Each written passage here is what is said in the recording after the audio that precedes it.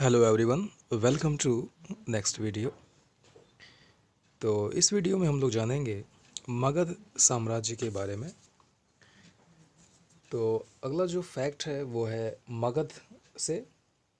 मगध जो है एक साम्राज्य था, जो है ये जो आपकी गंगा नदी बह रही है, इस गंगा नदी के इस साइड में है आपका उत्तर दिशा डायरेक्शन और नीचे साइड में है आपका दक्षिण डायरेक्शन। तो गंगा नदी के ठीक दक्षिण में जब आप आओगे तो दक्षिण का जो ये एरिया है, ये जो एरिया है वो उस समय मगध के नाम से प्रसिद्ध था। ठीक है, जो कि वर्तमान में बिहार नाम से जाना जाता है। इसकी क्या खासियत थी? यह एक बहुत ही विशाल साम्राज्य था और यहाँ के जो शासक थे वो अत्यंत ही शक्तिशाली थे। ठीक है, इसके बाद जो अगला जो फैक्ट आता है वो आता है यात्राएं। एंशियंट टाइम में भी लोग यात्राएं करते थे, जैसा कि आज भी करते हैं। लेकिन उनमें और जब वो तब में और अब में क्या फ़र्क है उसे हम थोड़ा जान लें। और सबसे पहली चीज़ आती है कि यात्राएं वो करते क्यों थे।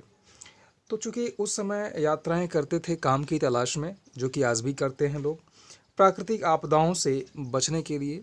उस समय होता क्या था कि जैसे प्राकृतिक आपदाएं, जैसे नदी किनारे कभी कभी बाढ़ आ गई, ठीक है, या फिर कहीं कुछ भूकंप आ गया, कुछ इस तरह की घटनाएं हो गई, तो उन घटनाओं से बचने के लिए वो यात्राएं करते थे। इसके पश्चात कुछ नए एवं रोचक स्थलों की खोज में भी वो यात्राएं किया करते थे, जैसा कि आज भी लोग करते हैं। इसके बाद धार्मिक जो गुरु थे, धार्मिक गुरु शिक्षा देने के लिए एक गांव से दूसरे गांव और एक कस्बे से दूसरे कस्बे तक यात्राएं करते थे। और सेना द्वारा दूसरे क्षेत्रों को विजित करने के लिए जो राजा महाराजा थे, ये भी यात्राएं करते थे। अपनी पूरी सेना के साथ एक क्षेत्र से दूसरे क्षेत्र तक ये पहुंच जाते थे और उस क्षेत्र को विजित करने के पर्पज से किया करते थे। अच्छा, यहाँ पे एक चीज़ और है कि उस समय की जो यात्राएं थी वो पैदल की जाती थीं, रथ के माध्यम से की जाती थीं, घोड़ों के द्वारा, या फिर जो व्यापारी होते थे वो अपनी जो है या अपने सामान को लाने ले जाने के लिए पानी की जहाज़ों के द्वारा, नावों के द्वारा और कुछ पशुओं के द्वारा वो यात्राएं करते थे, जैसे घोड़े, खच्चर। ठीक है, इस तरह से। अब जब वो यात्राएं करते थे तो उन यात्राओं के पश्चात कुछ उसके परिणाम भी निकले। जैसे जब वो किसी दूसरे देश में जाते थे तो वहाँ की संस्कृतियों से रूबरू होते थे, तो वहाँ की संस्कृतियों को कुछ अपने में समेटते थे और अपनी जो संस्कृतियाँ थी उसको वहाँ पे आदान प्रदान करते थे। तो कुछ यात्राओं के कुछ परिणाम निकले। परिणाम क्या निकले कि एक दूसरे के विचारों को जानने का हमें अवसर मिलता था।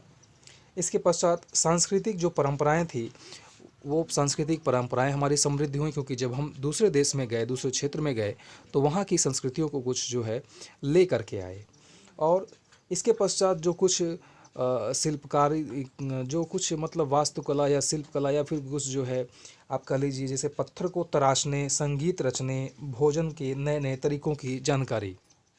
मतलब ये कि जब हम वहाँ पे जाते थे दूसरे क्षेत्रों में, या जब दूसरे क्षेत्र के लोग हमारे यहाँ आते थे, तो उस समय होता क्या था कि अधिकतर जो है पत्थरों के ही हथियार बनाए जाते थे।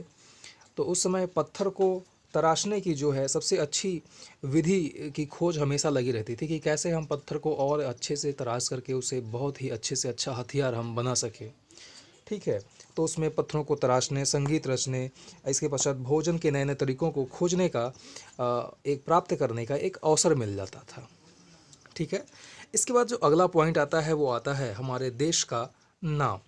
तो चूँकि हमारे देश का नाम इंडिया है, और ये जो इंडिया शब्द आया, ये शब्द बना है इंडस से। ठीक है, और इंडस को हम संस्कृत में बोलते हैं सिंधु। ठीक है, लेकिन 2500 वर्ष पहले उत्तर पश्चिम से, जो हमारा पाकिस्तान वाला जो क्षेत्र है, उत्तर पश्चिम से ईरानियों और यूनानियों ने जब वो हमारे देश में आए, और उनके देश में आने का रीज़न भी बहुत सारा है, युद्ध पर्पज से भी आया और कुछ जो है व्यापार पर्पज से भी आए।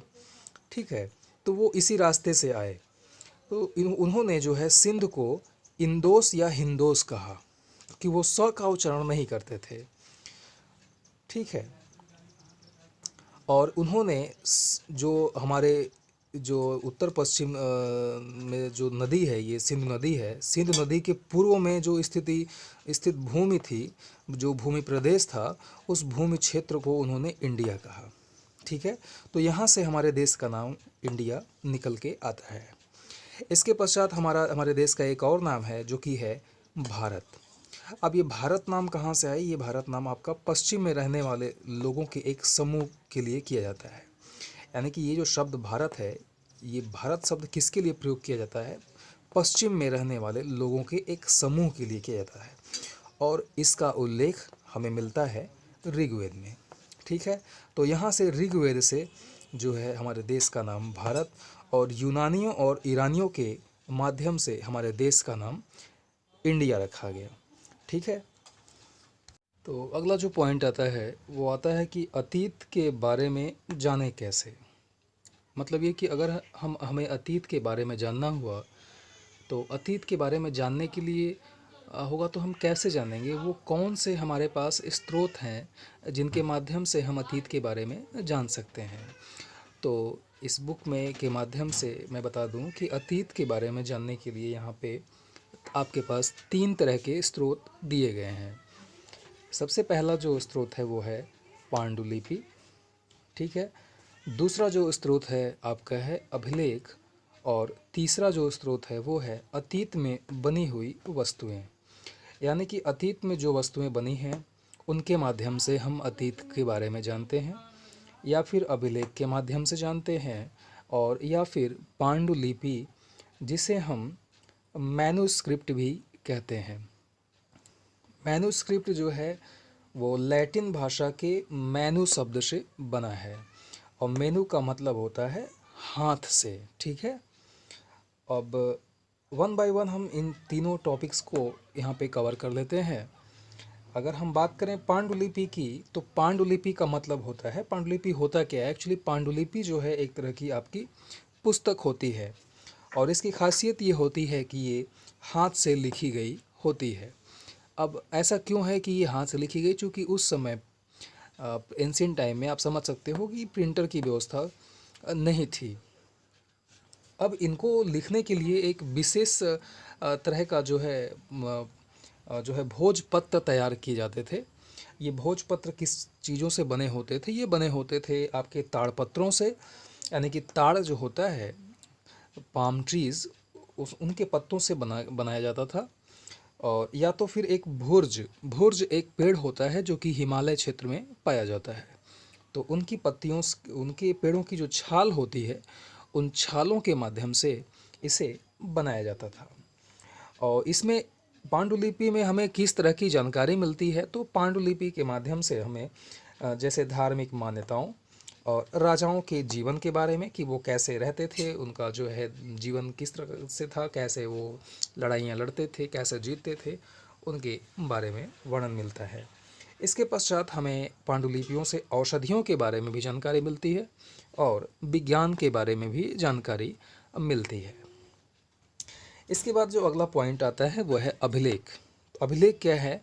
एक्चुअली अभिलेख जो है पत्थर अथवा कठोर सतह पर उत्कीर्ण किया गया एक तरह का लेख होता है। एक्चुअली होता क्या था कि इसका और इस तरह के जो अभिलेख का प्रयोग होता था, अधिकतर जो शासक वर्ग यानी जो धनी संपन्न वर्ग हैं वो इसका प्रयोग करते थे, क्योंकि इसे बनवाने में खर्च ज़्यादा आता था। इसकी एक खासियत ये होती थी कि चूँकि पत्थर और कठोर सतह पर जब कोई चीज़ उत्कीर्ण किया जाता था तो वो काफ़ी लंबे समय तक बना रहे, इस पर्पज़ से राजा और महाराजा लोग इसका प्रयोग करते थे। इस अभिलेख पर किन चीज़ों का वर्णन मिलता है? तो चूँकि इसका प्रयोग अधिकतर शासक वर्ग करते थे, तो शासक वर्ग जब कभी भी कोई लड़ाइयाँ, कोई युद्ध जीतते थे तो उन युद्ध के बारे में अपना विवरण इस पे देते थे, या फिर अगर राजा कोई आदेश या कोई नियम लागू करते थे तो उसको इस जो है अभिलेख पर, पत्थरों की बड़ी बड़ी शिलाओं पर उसको उत्कीर्ण करवाते थे। ठीक है, अगला जो पॉइंट है कि अतीत में बनी हुई वस्तुएं। तो अब अतीत में ऐसी कौन सी वस्तुएं हैं, ऐसी कौन सी वस्तुएं होंगी जो अतीत में हमें मिल सकती हैं? तो यहाँ पे जैसे कुछ एग्जांपल है, जैसे ये आपका जिसे हम मृदभांड बोलते हैं, ये मिट्टी से बना हुआ बर्तन है। ये आपका चांदी का सिक्का है। उस तरह से समय में ये चांदी के सिक्के उस तरह से बने होते थे, जिस पे यहाँ पे एक देखिए कट मार्क लगा हुआ है और यहाँ पे बीच में कुछ आकृतियाँ बनी हुई होती हैं। ठीक है, तो अगर हम बात करें इस मृदभांड का, तो ये एक मृदभांड जो है आपका एक प्राचीन नगर से पाया गया खुदाई में, जो कि लगभग 4700 वर्ष पुराना है। ठीक है, और इतने वर्ष पुराने होने के बावजूद भी खासियत इसकी ये है कि ये इसके ऊपर जो है बहुत ही अच्छी डिज़ाइन की गई है और इसे जो है मिट्टी से बना गया है, लेकिन बहुत बढ़िया ये पकाया हुआ है। ठीक है, इसके पश्चात चांदी के सिक्कों का प्रचलन भी मिलता है लगभग 2500 वर्ष पहले। ठीक है, और क्या क्या चीज़ें मिलती हैं, जैसे कि पत्थर व ईंट से बनी हुई इमारतों के कुछ अवशेष मिल जाते हैं। उन अवशेषों के माध्यम से भी हमें जानकारी मिलती है। कुछ चित्र तथा मूर्तियाँ मिल जाती हैं और कुछ औजार तथा हथियार, जो कि हो सकता है कि वो धातुओं से बने हों, हो सकता है कि वो पत्थर से बने हों। इसके पश्चात बर्तन, आभूषण, सिक्के, जानवरों तथा चिड़ियों की हड्डियाँ और अन्न के दाने वो दाने जो है मिलते हैं जो कुछ अध जले हुए रूप में बचे रहते हैं, क्योंकि वही जो है अध जले जो दाने होते हैं वही बच पाते हैं और ऐसे तो वो सड़ गल के ख़त्म हो जाते हैं। ठीक है, इसके पश्चात लकड़ी के टुकड़े और वो वही टुकड़े जो जले हुए मतलब अध जले हुए बचे रहते हैं, वो हमें प्राप्त होते हैं और उनके माध्यम से जो पुरातत्वविद होते हैं, ठीक है, इन चीज़ों का अध्ययन कौन करता है? इन चीज़ों का अध्ययन करते हैं पुरातत्वविद। ठीक है, ये एक तरह के जासूस होते हैं जो कि पुरानी चीज़ों को खुदाई के माध्यम से जो निकलती हैं उसका अध्ययन करते हैं और उसके माध्यम से उसका अनुमान लगाते हैं। ठीक है, तो इस तरह से यहाँ पे ये जो है टॉपिक आपका आज का क्लियर होता है। Okay, thank you for watching my video और उम्मीद करता हूँ कि आपको ये चीज़ें जो मैं बता रहा हूँ वो सारी चीज़ें क्लियर होती होंगी, बहुत ही आसानी से समझ में आ रही होंगी। लेकिन अगर इसके बावजूद भी किसी तरह की कोई समस्या है, आपको लग रहा है कि मैं आपको समझाने में कुछ कहीं ना कहीं असमर्थ हूँ, तो अपने सुझाव और अपने कमेंट्स हमें देते रहे। बड़ा अच्छा लगता है आपके जो कमेंट्स आते हैं, चाहे वो पॉजिटिव हों चाहे नेगेटिव हों, वो फ़र्क नहीं पड़ता है, आपके कमेंट आने चाहिए। ठीक है, तो अगर आपको वीडियो पसंद आया हो तो इसे लाइक करें और सब्सक्राइब करें। Okay, thank you for watching.